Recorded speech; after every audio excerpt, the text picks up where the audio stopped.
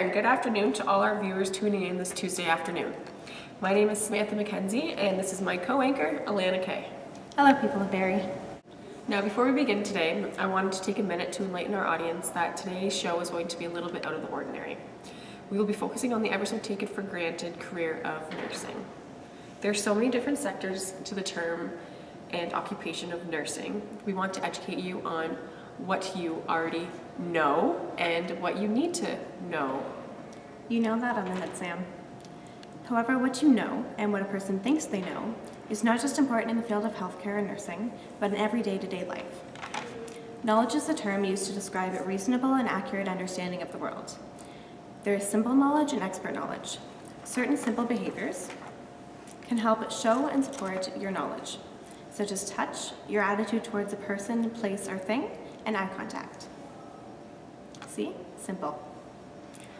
Now in nursing, these knowledge-based behaviors help demonstrate and reflect knowing in the given environment that allows nurses to create a wholeness. We have gathered information that states that there are 4 separate domains in knowing, which are said to be 1, empirical knowing, 2, ethical knowing, 3, personal knowing, and 4, aesthetic knowing. But what does this all mean, you ask? Well, stay tuned and gain some knowledge. We are lucky enough to have a guest on our news broadcast today, a registered practical nurse from our Royal Victoria Regional Healthcare Centre. Her name is Amanda Willie. She is here to share experiences she has endured that has greatened her knowledge. Our next topic is empirical knowing. Empirical knowing is described as the science of nursing, the cold hard facts that can be measured or seen. So without further ado, here is Amanda with an informative piece on empirical knowing. Thanks, Lana. Blood pressure is exactly what it sounds like. It is actually the pressure of the blood in the circulatory system. It is often used for diagnostic purposes because it can be a clue or a symptom of a bigger health problem or risk. The Heart and Stroke Foundation classifies normal to average blood pressure to be between 120/80 and 129/84. But there are also 2 different factors of blood pressure. There is high blood pressure, which is anything higher than 140/90. It's often called the silent killer because there aren't necessarily any symptoms with it, and it can put you at risk for heart disease and stroke. And then there is low blood pressure, which is 90/60 or anything lower. Symptoms for this can include blurry vision, dizziness, fainting, weakness, nausea, and vomiting. Factors that affect your daily blood pressure include weight, age, certain medications, alcohol, and stress. In my professional opinion, I'd like to recommend that you and everyone else get your blood pressure checked regularly. That's fascinating. Indeed it is. And now here we have another piece on ethical knowing.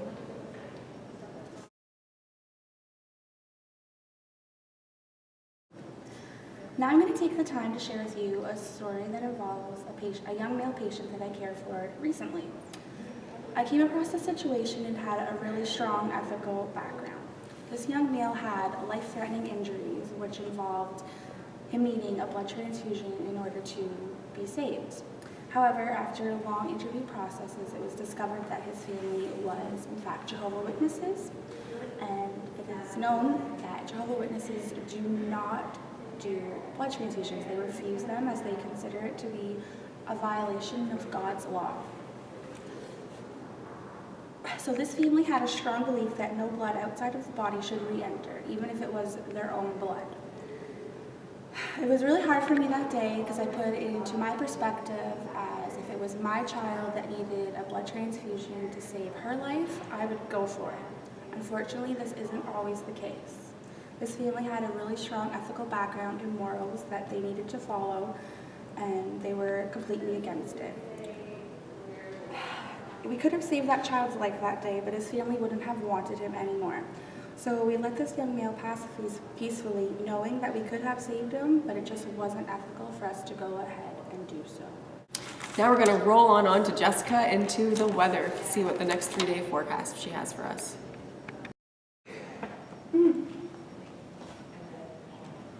Thanks, Sam. So unfortunately, I have some bad news for the next few days of the forecast. Unfortunately, it's not going to be quite bikini weather just yet. There's no sunshine within the 3-day forecast either. Man, do I hate being the bearer of bad news, literally.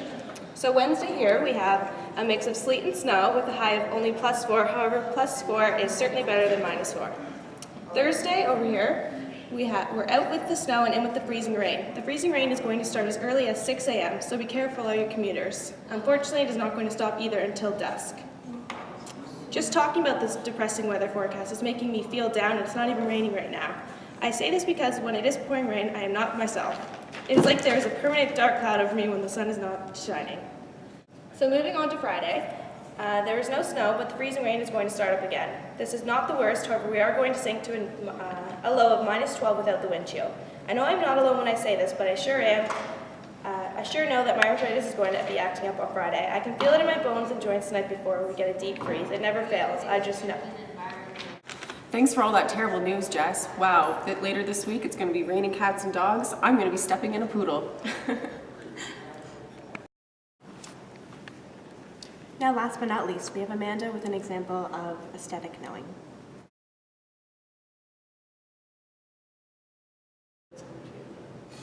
This is my personal favorite way of knowing as it relates to the here and now.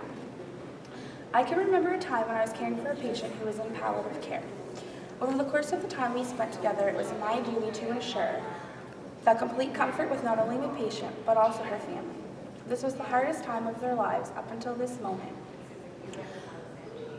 My patient had been a middle-aged mother and she was diagnosed with breast cancer, and unfortunately it had been too late. The cancer had spread and there was nothing left to be done for this woman other than to help her be at ease and pass with comfort. This woman had a family. She had a husband and 3 beautiful children that she was going to leave behind. The whole family was destroyed by the news they received when they were told that their wife and mother would not return home, but rather have a limited time left living here on earth. I spent the next month caring and teaching the family that it was going to be okay. I made them smile and cherish the good times and reminded them that these moments were important to stay positive. It was a lot of work, and I grew most definitely as a nurse after caring for this family. I learned that sometimes the words you say, it's not the words you say that count, it's how you express yourself and apply yourself. I couldn't even tell you how many long, tight hugs and conversations I had with this woman's 16-year-old son, 14-year-old daughter, and 9-year-old son.